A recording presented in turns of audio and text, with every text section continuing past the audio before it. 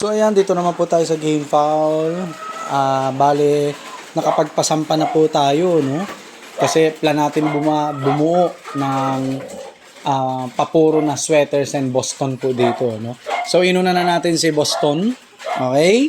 Ito po yung Boston na inahin natin. Boston Roundhead. Ayan. Ayan. So ito may anak na po. Asil Boston. Dalawang lalaki. Bale, ito po yung natira sa 40 na kalalakihan natin na magkakapatid, no? Itong pula. Ayan, oh. Ayan, anak niya po yan. Asil Boston po, no? Red side. Ayan. Tingnan nyo naman yan, no? Swabe. Purma pa lang talagang ano na eh, oh. Diba? So, ito po yung isa niyang anak na pula. Marami po ito, no? 40 mahigit, pero nabili na nung may farm, ng game farm sa Pampanga, at saka si Sir na seaman po, no? Taga Norte po. And yung iba po, nabili na rin ng mga tropa rito, no? So, ito po yung ating, magkapatid po sila. Asil Boston Roundhead natin na black side po, no? Ayan. Yan, no? Kung may panuporta lang po tayo, no? Siguro nagtira tayo doon ng 20 na selections natin. At doon tayo nag-select sa kanila nang ibabalik sa nanay. Since dadalawa na lang po ito natira sa atin, syempre wala naman tayong panuporta ng marami yung mga ganito, no? Ito yung pinaka-the best sa kanilang dalawa, no? Ayan. Ito po. Yan. Ito po yung pinaka-the best. So, napasampa na po natin yung nanay nila dito sa itim na to, no? Ayan, no? Dito natin siya binalik. Yung nanay, yung Boston Rounded natin na inayin. Binalik na po natin dito. Nakapagpasampa na tayo ng maghapon na 3 beses yata, no? So, ilang araw lang, mangingitlog na rin po yung Boston Roundhead natin. Iipunin natin at i-incubate po. Para at least, mauna na po itong Boston Rounded natin na 3/4 na Boston Rounded at 1/4 na dugo ng asil, no? Yun po yung plano natin kasi ano po ba yung mga dahilan kung bakit naglalagay tayo ng asil, no? Blood sa ating mga manok panlaban, no? Ito po yung pure asil natin pinagmulan nung asil Boston natin at saka mga asil sweaters natin dito. Marami pong reason. Unang-una ko pong reason is immunity po talaga, no? Ang hirap kapitan ng sakit po ng mga oriental bloods katulad ng asil. Ito po ang asil, no? No? So, mahirap silang kapitan ng sakit.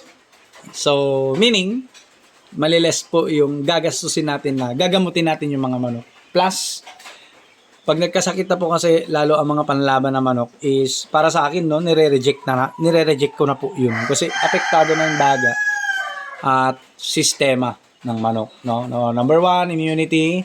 Pangalawa po na dahilan kung bakit tayo nag-cross nito is yung body conformation, yung structure ng buto nila mas malalaki di hamak kaysa sa mga mga western fowls, no. Mas malalaki yung buto, mas matitigas yung katawan, no? Mas may muscle, no? Plus, medyo bibigyan pa niya ng tangkad, no? Yung mga game fowls po natin dito, no? Yan po yung pangalawa, body conformation. Pangatlo, yung fighting style nila na tinatawag na offbeat, no? Tapos, sinasabi ng mga breeders na may mga poging manok is nasisira daw yung manok sa mga ganitong manok. Sa katotohanan po, dahil sa fighting style ng mga orientals, which is yung tinatawag natin offbeat. Iba po yung timing ng palo nila kaysa sa mga western fowls po. Kaya kapag may ganitong dugo ang ating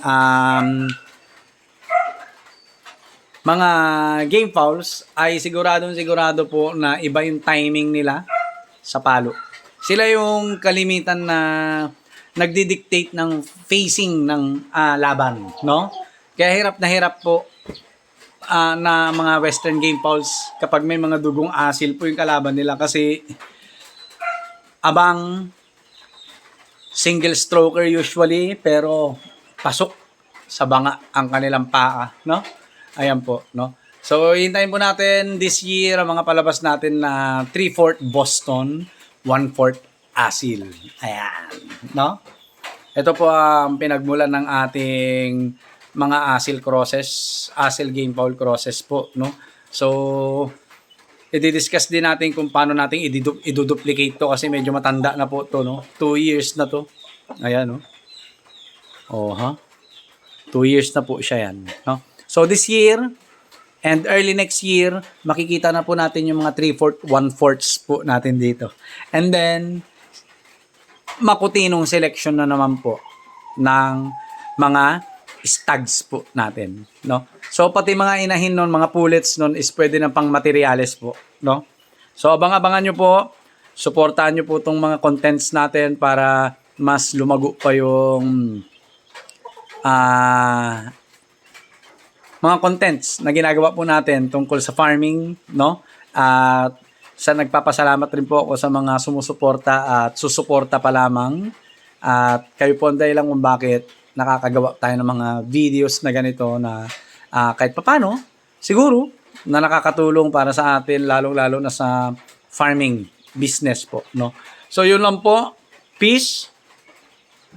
Paalam ka na, brother. Paalam ka na, brother. Paalam ka na, brother.